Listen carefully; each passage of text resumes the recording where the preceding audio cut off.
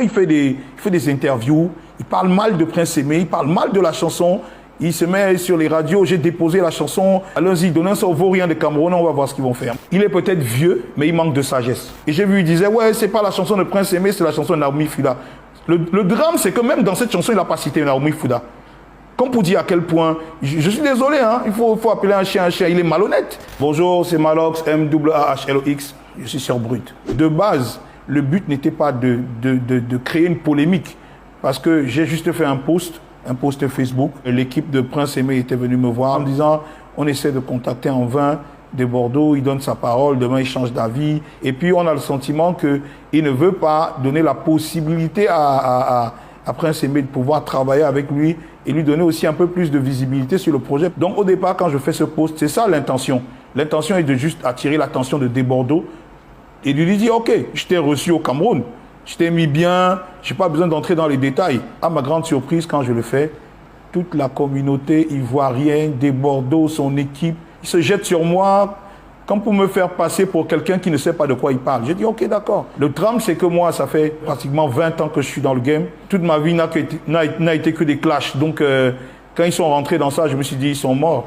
Ils vont se perdre. C'est foutu pour eux. Quand je fais le post, je m'adresse clairement à des Bordeaux. Je ne m'adresse pas au peuple ivoirien. Je ne m'adresse pas aux artistes ivoiriens. Je ne m'adresse pas aux fans ivoiriens.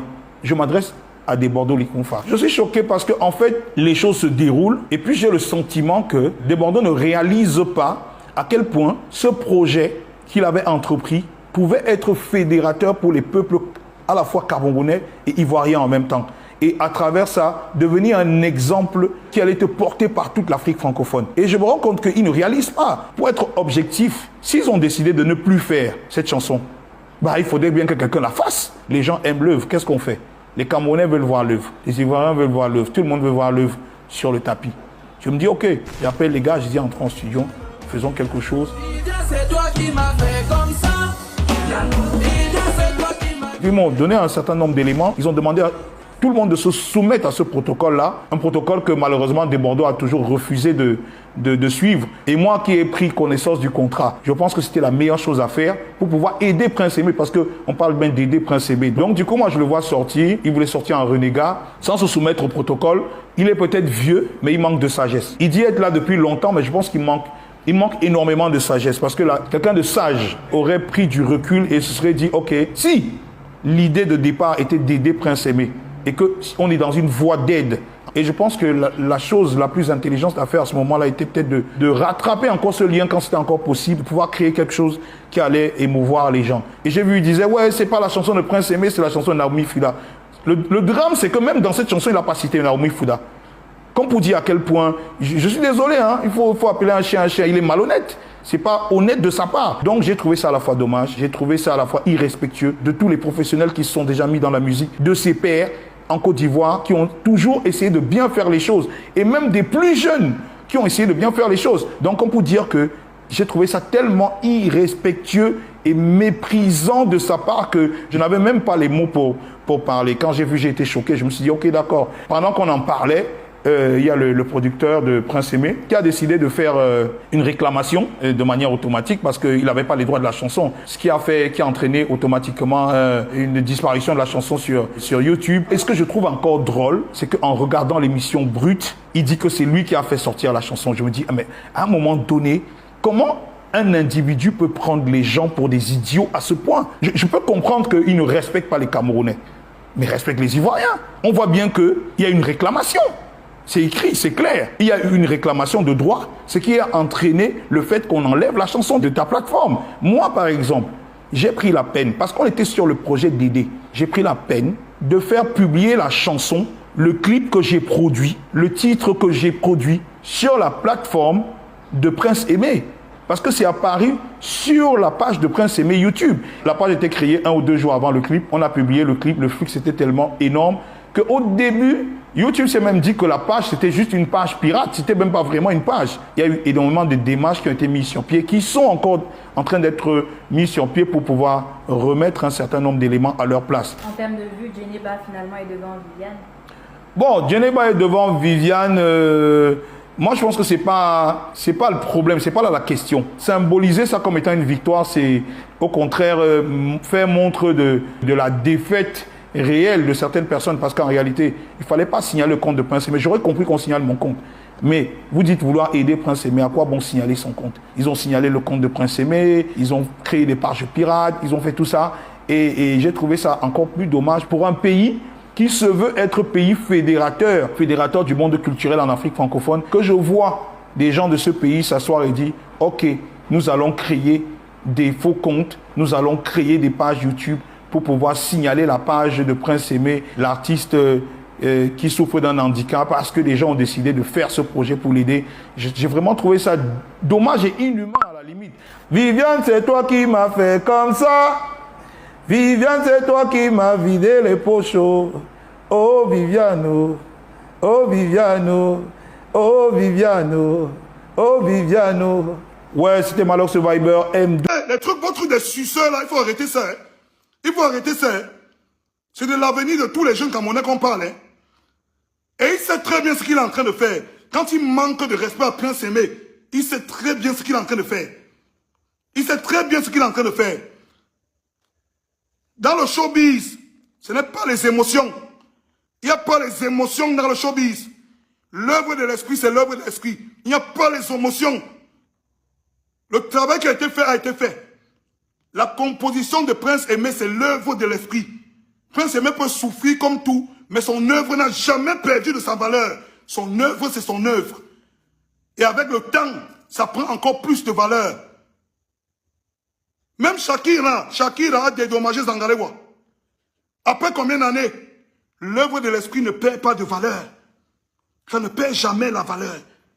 Même si on froisse un billet de 10 000, on jette au sol 10 ans, ça n'a pas perdu la valeur. Ça n'a pas perdu sa valeur. Pourquoi aujourd'hui, la personne qui a fait cette œuvre, il n'y a pas de... Je vous dire qu'il n'y a pas les émotions dans le showbiz. Aujourd'hui, tu prends la chanson du même de Bordeaux là, tu fais le remix, tu fais le clip, vous allez courir. Vous allez courir, il ne va jamais te laisser. Parce que son œuvre n'aura pas perdu la valeur, son œuvre c'est son œuvre. Quel manque de respect, quel mépris envers toute une nation.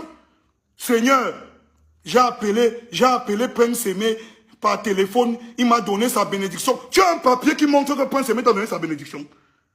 Dans le showbiz, tu ne sais pas que ces choses-là, ça se conclut par un accord écrit. Tu vas dire que tu ne sais pas que ces choses-là se concluent par un accord écrit. D'abord, tu ne sais pas ça. Tu me dis ça. Tu vas escroquer un aveugle. Tu vas escroquer un aveugle devant tout un peuple.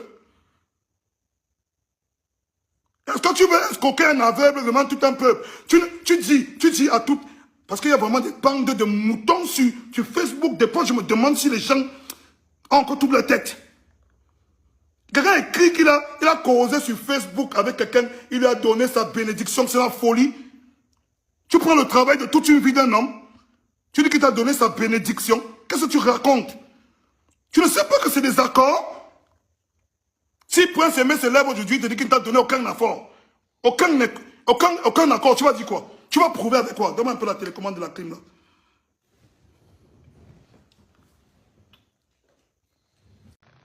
Petit frère, ne courez pas derrière ce que vous ne pouvez pas gérer maintenant. Vous pouvez gérer.